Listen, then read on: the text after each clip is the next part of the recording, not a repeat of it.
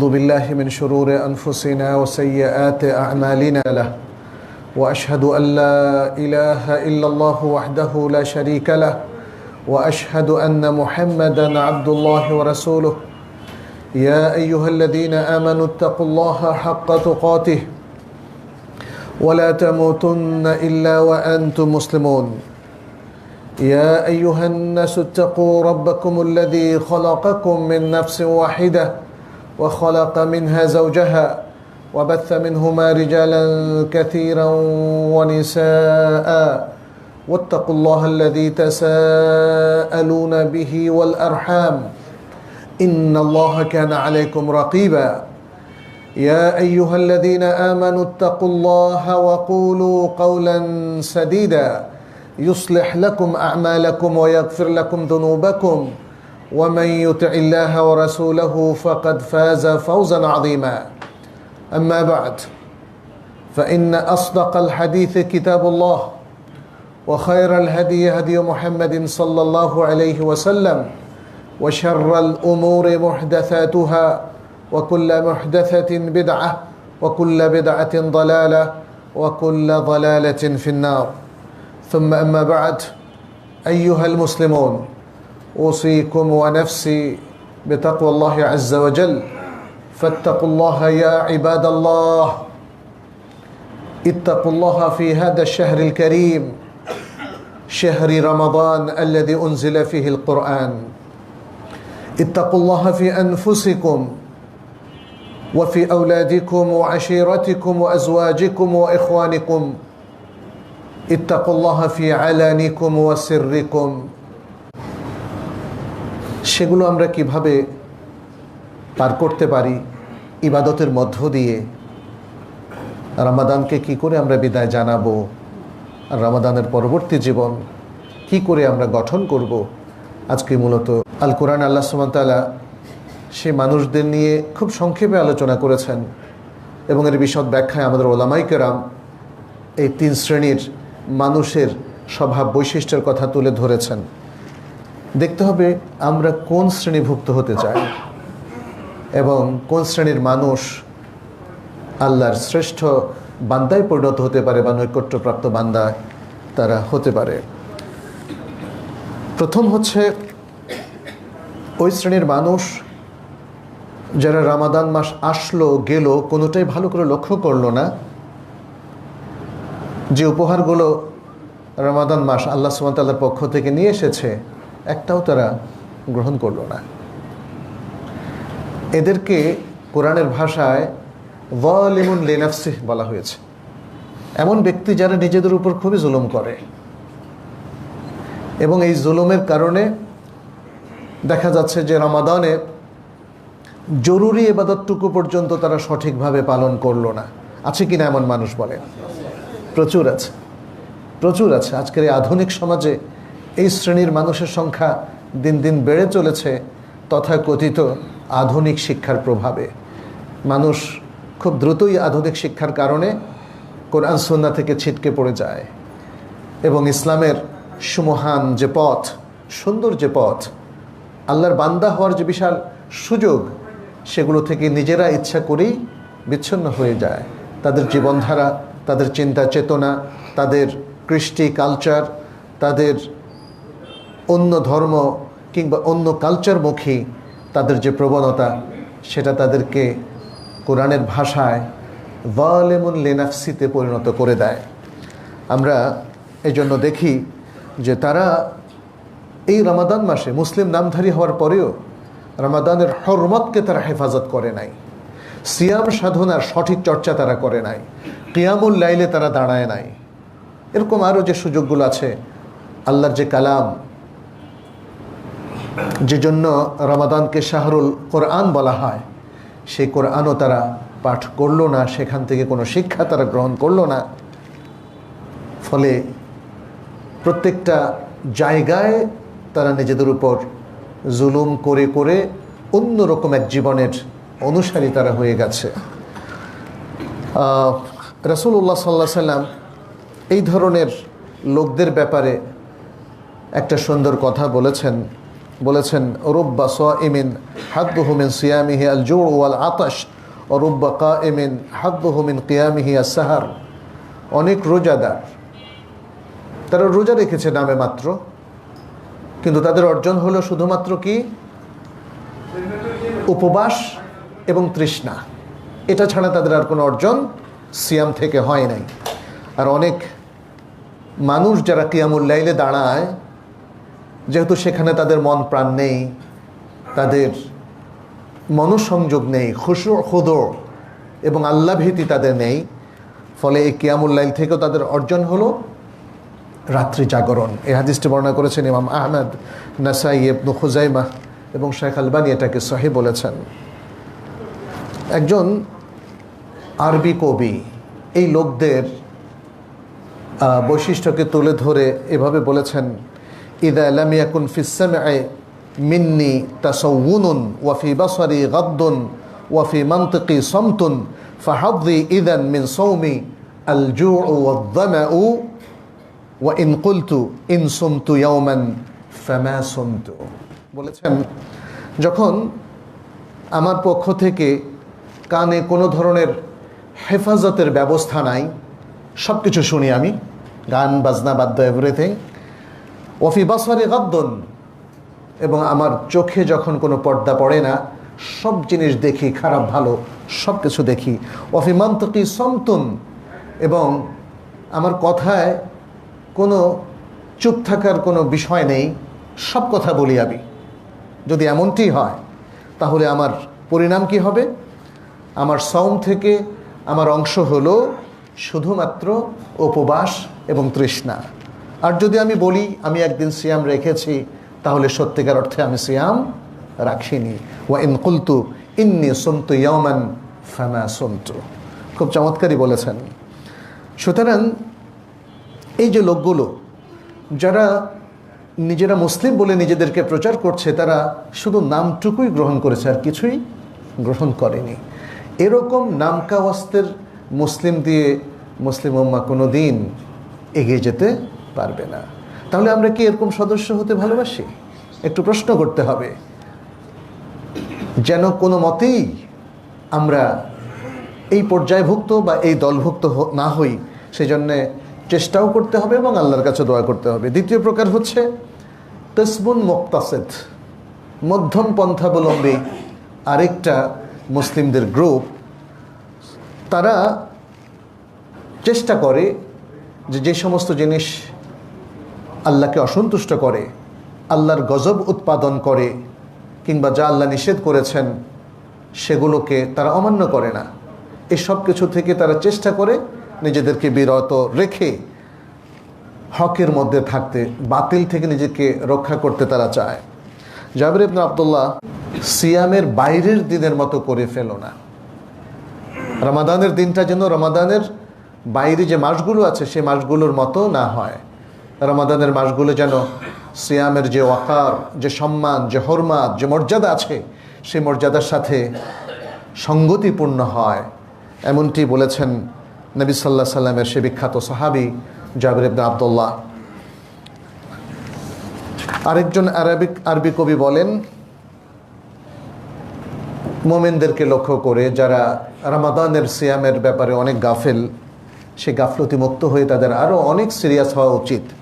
বলেন, ইয়া গাফেলান ওয়ালায়ালিয়াস সাওমে কদ, গাফেল ব্যক্তি, রমাদানের রাতগুলো তো চলে যাচ্ছে, জায়দাত খাতায়াকা, তোমার পাপ তো বেড়ে যাচ্ছে, তিফ বিল বাবি ওয়াবকিহা, তুমি দরজায় একটু দাঁড়াও আর একটু কান্না করো, এই রাতগুলোতে একটু কান্না করো। ওয়াগনাম বাকিয়াত হাযা শাহরি তাহদা, তুমি এই শহরের বাকি যে এই মাসের যে বাকি দিনগুলো আছে সেগুলোকে একটু গনিমত মনে করো, তাহলে তুমি ভাগ্যবান হবে।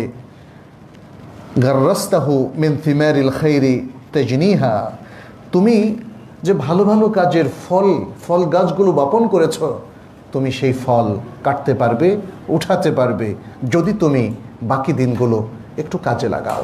সুবহানাল্লাহ। আছে দারাজাতুল ইহসান, সেখানে তারা এখনো পৌঁছতে পারেনি।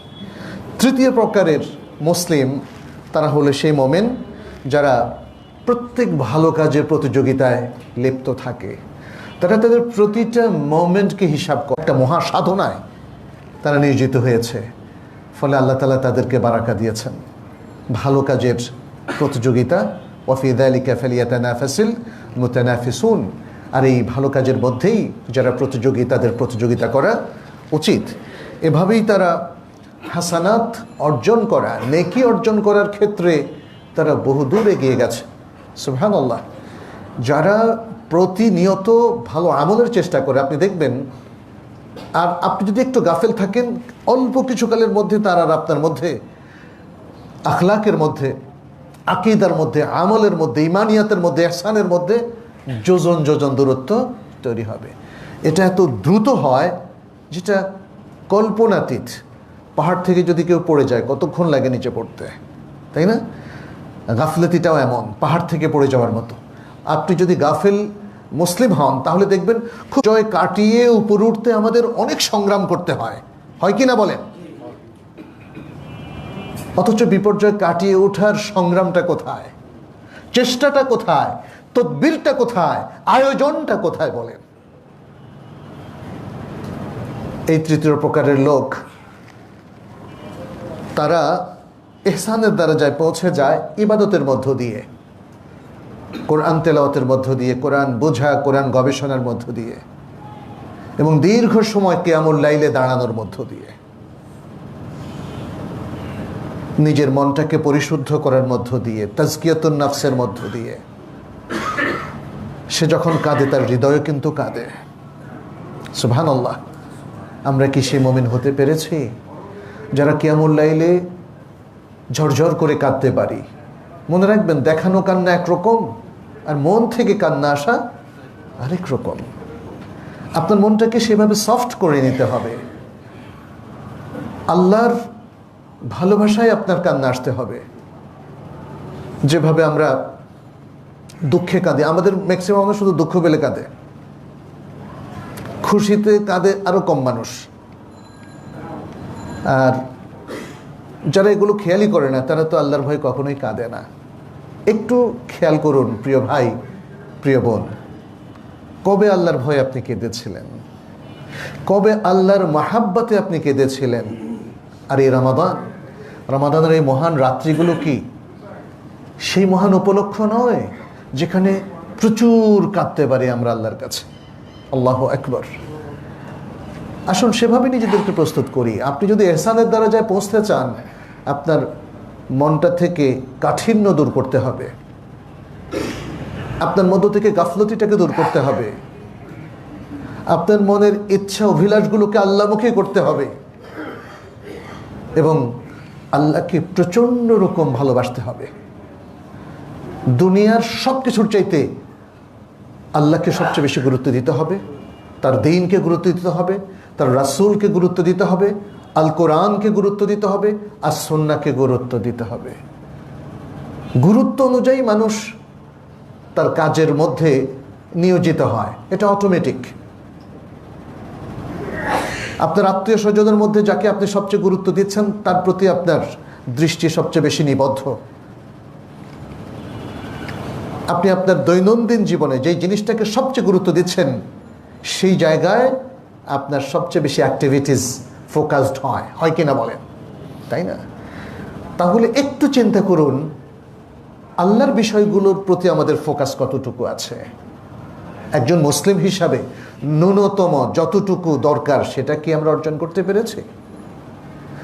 যদি সেটা অর্জন করতে পারেন তাহলে আলহামদুলিল্লাহ বলতে হবে, কিন্তু সেটাই আমাদের মূল লক্ষ্য নয়। আমাদের মূল লক্ষ্য হচ্ছে তৃতীয় প্রকার ব্যক্তিতে পরিণত হওয়া, দারাজাতুল ইহসানে পরিণত হওয়া, যে ইহসানের পরিচয় হাদিসে জিবরিলের মধ্যে নবী সাল্লাল্লাহু আলাইহি সাল্লাম দিয়েছিলেন। যখন তাকে জিজ্ঞেস করা হয়েছিল ইহসানটা কি, তিনি বলছিলেন আন তা'বুদাল্লাহা কাআন্নাকা তারাহু ফাইন লাম তাকুন তারাহু ফাইন্নাহু ইয়ারাক। তুমি এমনভাবে আল্লাহর ইবাদত করবে যেন তুমি তাকে দেখছো, আর যদি তুমি তাকে না দেখে থাকো তাহলে মহান আল্লাহ সুবহানাহু ওয়া তাআলা তোমাকে দেখছেন। আল্লাহর সামনে দাঁড়িয়ে তুমি ইবাদত পালন করছো। এই কথাটার মাল্টিপল দিক আছে। এক, আপনার মনের অবস্থা বর্ণনা করছে।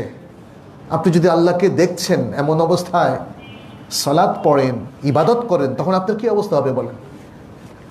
আমি যখন আপনার সাথে কাজ করি আর আপনাকে দেখছি, এটা হলো কাজের সর্বোচ্চ মাকাম। আর যদি এমনটা হয় যে এখানে সিসি ক্যামেরা আছে, আমি আপনাকে দেখছি না, আপনি আমাকে দেখছেন, তাহলেও তো কাজের সবচেয়ে আরেকটা ভালো মান, প্রথমটার একটু নিচে, কিন্তু ভালো মান রক্ষিত হয়। তাহলে এটা আল্লাহর সাথে আমাদের কানেকশন কতটা গভীর, ইহসান কিন্তু সেটাই ইন্ডিকেট করছে। এটা একটা দিক।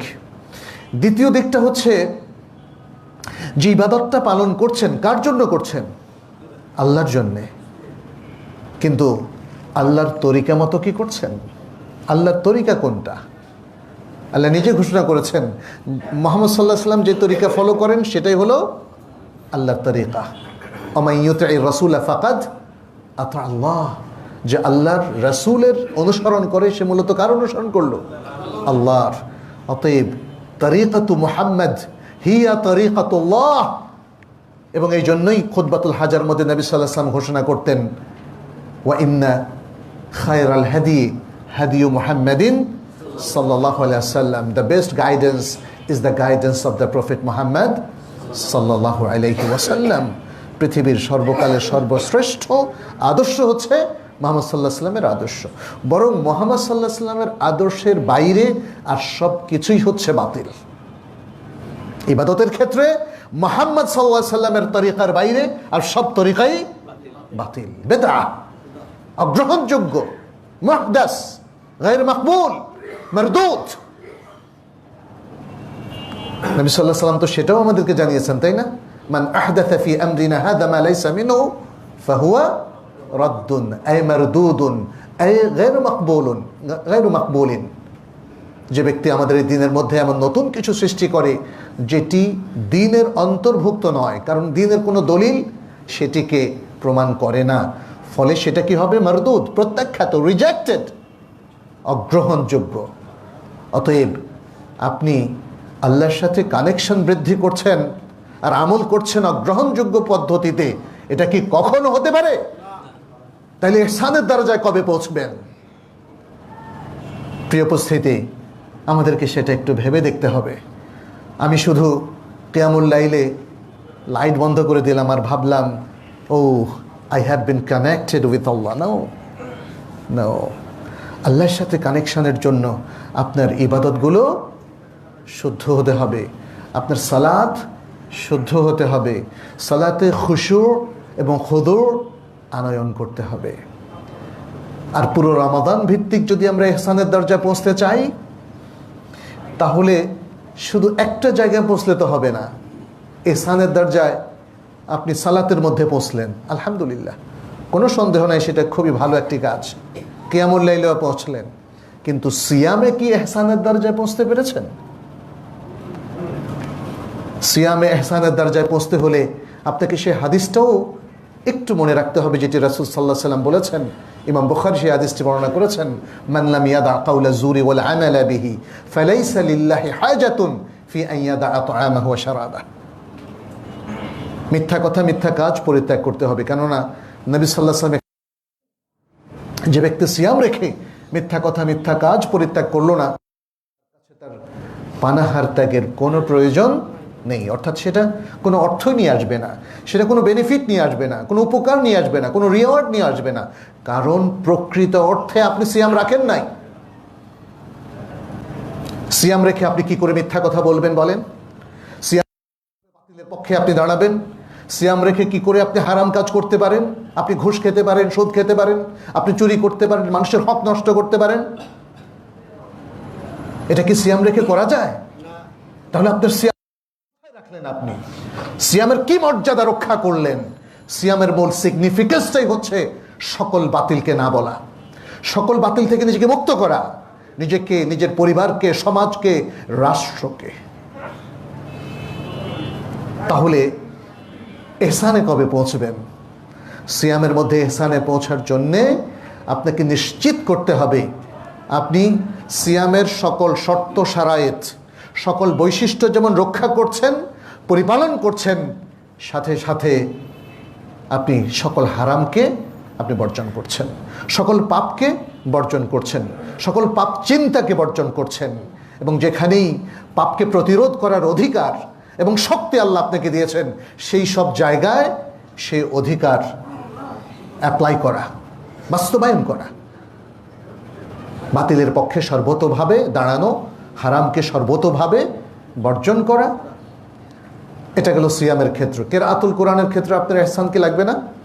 এটা তো শাহরুল কোরআন, শাহরুর রমাদান আল্লাযী উনজিলা ফীহিল কোরআন হুদাল লিন-নাসি ওয়া বায়্যিনাতিন মিনাল হুদা ওয়াল ফুরকান। আল্লাহ দেখেন এই যে প্রত্যেকটা ওয়ার্ড তিনি অ্যাড করে দিয়েছেন, খুবই তাৎপর্যবহ। রমাদান মাস যাতে কোরআন নাজিল হচ্ছে এতটুকু বললে যথেষ্ট ছিল। কোরআন কি এটা তো আমরা জানি, কিন্তু তিনি বলে দিয়েছেন তিনটা জিনিস, হুদাল লিন-নাস, মানুষের হেদায়েতের জন্য, ও বায়্যিনাতিন মিনাল হুদা, এটা হেদায়েতের প্রমাণ, এটা হেদায়েতের প্রমাণ। এই প্রমাণটাকে সাথে রাখতে হবে সব সময়, এটাকে ঝালাই করতে হবে, পড়তে হবে বেশি বেশি করে। এটাকে শুধু মুখে তেলাওয়াতের মধ্যে রাখলে হবে না, এটাকে হৃদয়ে গেঁথে রাখতে হবে।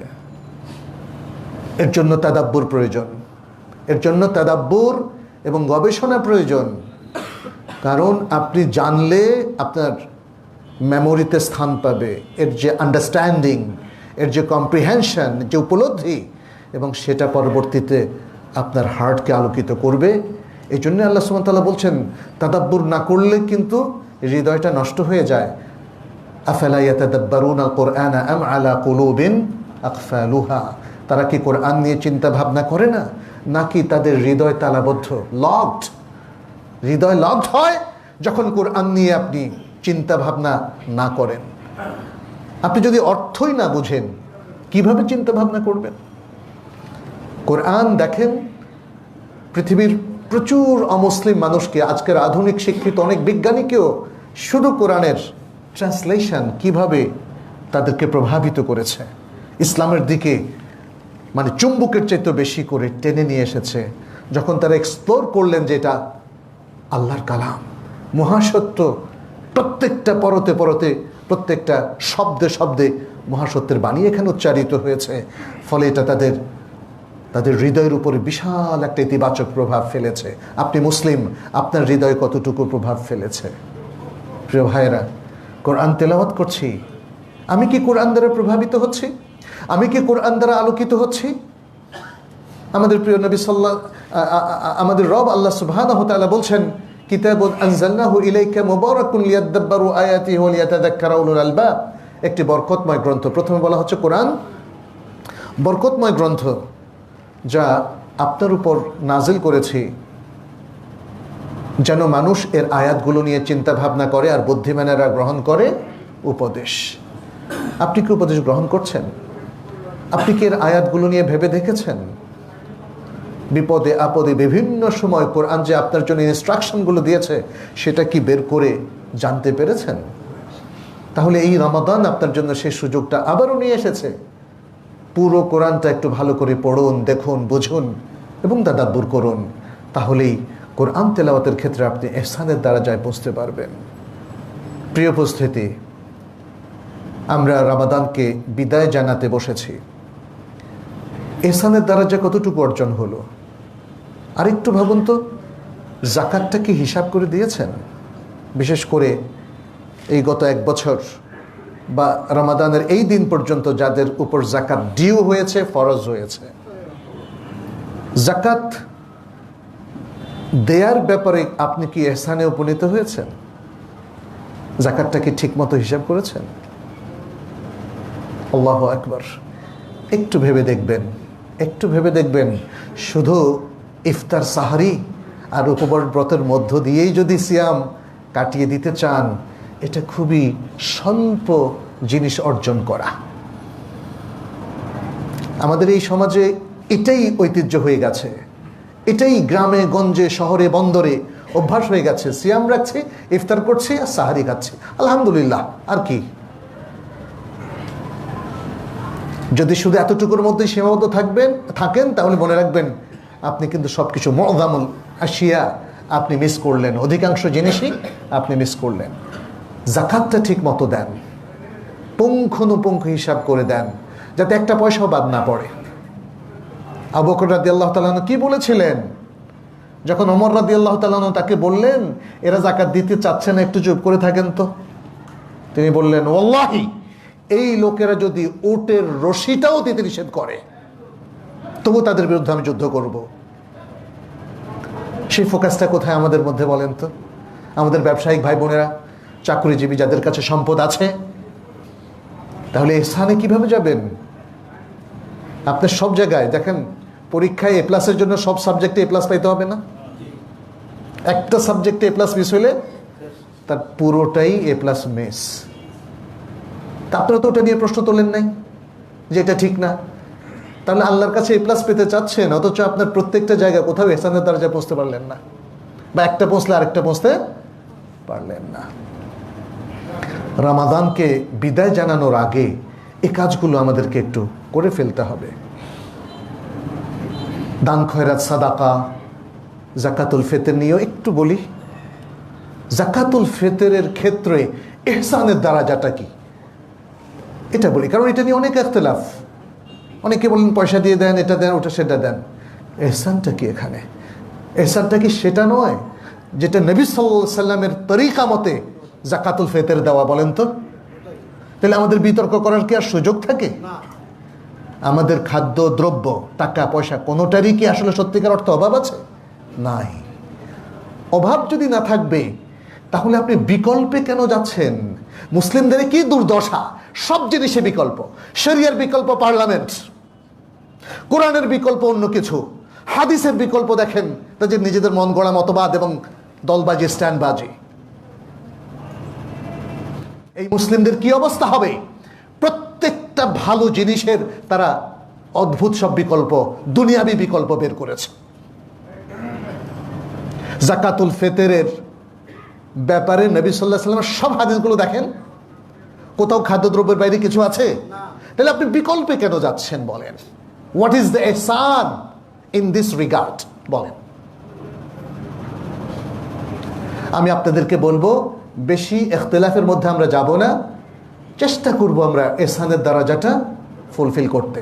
জাকাতুল ফিতর নবী সাল্লাল্লাহু আলাইহি ওয়াসাল্লাম যেভাবে দিতে বলেছেন এক্স্যাক্টলি সেভাবেই আমরা দেব, ঠিক আছে কিনা ইনশাআল্লাহ? এভাবে এই যে শেষ দশকটা আমরা পার করছি, এখানে ইহসানটা কি? এখানে ইহসানটা কি এটাও একটু আমাদেরকে ভেবে দেখতে হবে। নবী সাল্লাল্লাহু আলাইহি ওয়াসাল্লামের সুন্নাহ পরিপালনের সর্বাত্মক চেষ্টা করাটাই হচ্ছে এখানে ইহসান। নবী সাল্লাল্লাহু আলাইহি ওয়াসাল্লাম বলছেন, তাহাররাউ লাইলাতুল কদরি, তোমরা ফিল আশরিল আওয়াখির, অর্থাৎ রমাদানের শেষ 10 রাত্রিতে লাইলাতুল কদরকে খোঁজো। তাহলে তার খোঁজার পদ্ধতি কি ছিল? আয়েশা রাদিয়াল্লাহু তাআলা আনহা কিন্তু সেটা আমাদেরকে বলে দিয়েছেন, একাধিক হাদিসে বলে দিয়েছেন। বলেছেন যে নবী সাল্লাল্লাহু আলাইহি ওয়াসাল্লাম রমাদানের অন্য রাতগুলোতে, অন্য সময়গুলোতে যে পরিমাণ ইজতিহাদ করতেন, চেষ্টা চরিত্র তদবির করতেন ইবাদতের জন্য, তার চেয়ে বেশি করতেন তিনি কোথায়? এই শেষ 10 রাত্রিতে। তাহলে এটা ইহসানের একটা এক্সাম্পল কিন্তু আমরা পেলাম। আরেকটা হাদিসে নবী সাল্লাল্লাহু আলাইহি ওয়াসাল্লাম সম্পর্কে বলছেন, কি বলছেন?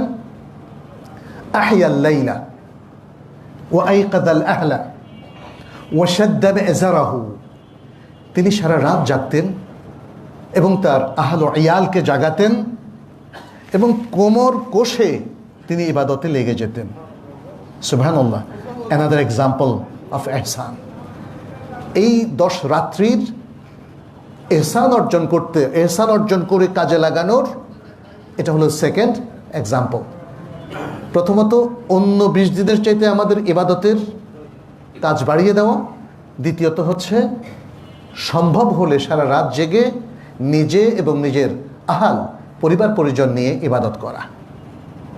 নবী সাল্লাল্লাহু আলাইহি ওয়াসাল্লাম এখানে ওপেন রেখেছেন, সাধারণত তার রাতের ইবাদত ছিল কোরআন তেলাওয়াত এবং কিয়ামুল লাইল। আর কিয়ামুল লাইলের বহর তো বুঝতেই পারছেন, তিনি এক রাতে একবার সূরা আল বাকারা, সূরাতুল ইমরান এবং সূরাতুন নিসা শেষ করলেন। আমরা অনেকেই বলি যে রাত তো শেষ হয় না, আমার তো সব শেষ হয়ে যায়, আমি কিয়ামুল লাইল করি তাও শেষ হয়ে যায়, আর একটু কোরআন শরীফ পড়ি, বাকি সময় কী করব? তো তাই না? বাকি সময় কি করবেন আপনি একটু ভেবে দেখেন।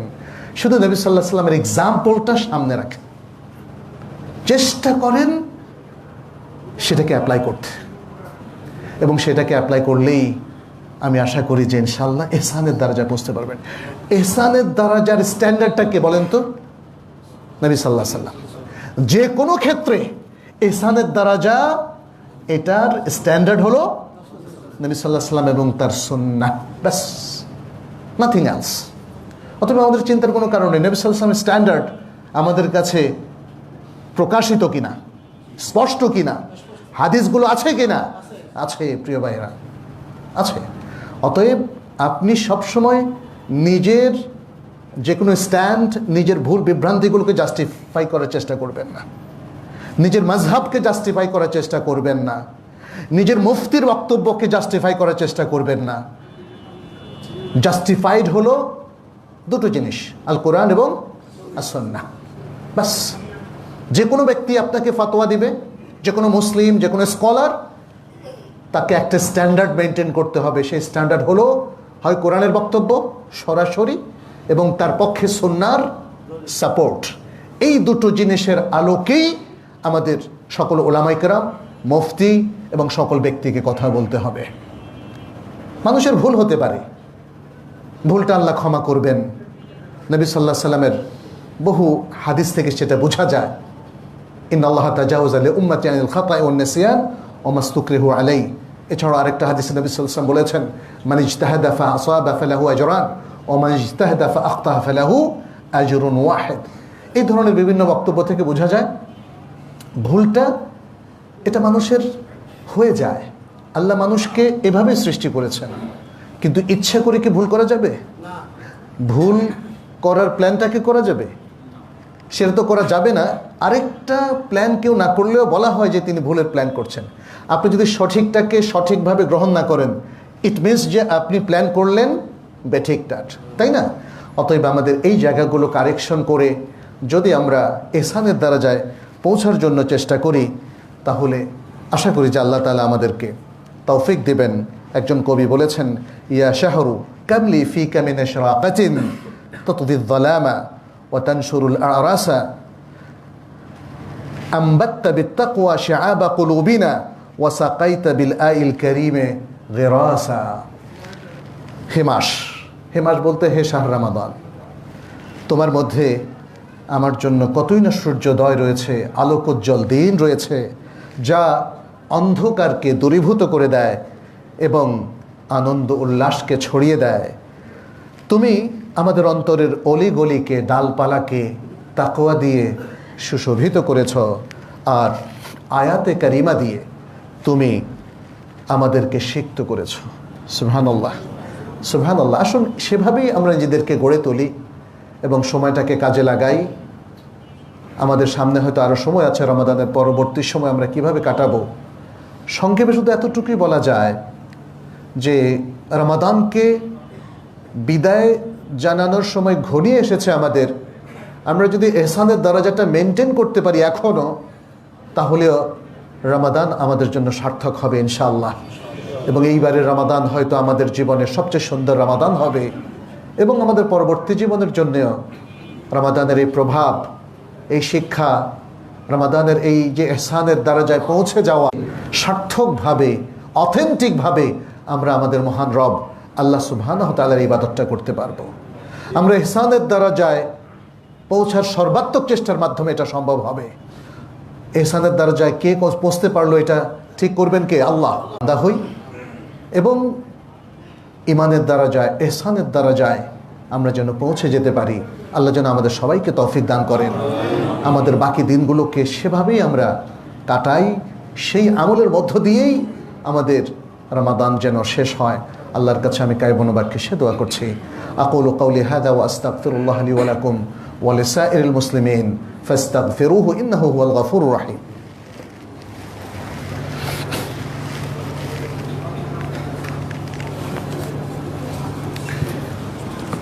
আলহামদুলিল্লাহি রাব্বিল আলামিন ওয়াসসালাতু ওয়াসসালামু আলা নাবিয়িনা মুহাম্মদ। তৌফিক দান করেন। সম্মানিত মুসল্লিয়ানে কেরাম, আপনারা জানেন যে সিদ্দিক মসজিদ ইবাদত এবং দিনই চায় না। এই দেশটার প্রতি আমাদের অনেকেরই ধারণা তারা খুব শান্তশিষ্ট, কিন্তু উইঘরের মুসলিমদের কথা আপনারা জানেন, তাই না? সেখানে আমি কিছু ভিডিও ক্লিপ দেখেছি, মানে কেউ চোখের পানি রাখতে পারবেন না। আমার জানা মতে পৃথিবীতে এত ভয়ঙ্করভাবে নির্যাতিত আর কোথাও কেউ হয় নাই। এত কষ্ট সেখানে দেয়া হচ্ছে। আমরা তাদের জন্য দোয়া করছি। আমরা আমাদের পার্শ্ববর্তী দেশ ভারতেও জানি মুসলিমদের নিধনযজ্ঞ এবং নির্যাতন চলছে অবিরাম। আল্লাহ যেন তাদেরকেও রক্ষা করেন সে দোয়া করছি। আমাদের এই বাংলাদেশেও নানাভাবে মানুষ লোকালিও নির্যাতিত হচ্ছে, চুরি ডাকাতি তো এগুলো সমানে বেড়েই চলেছে।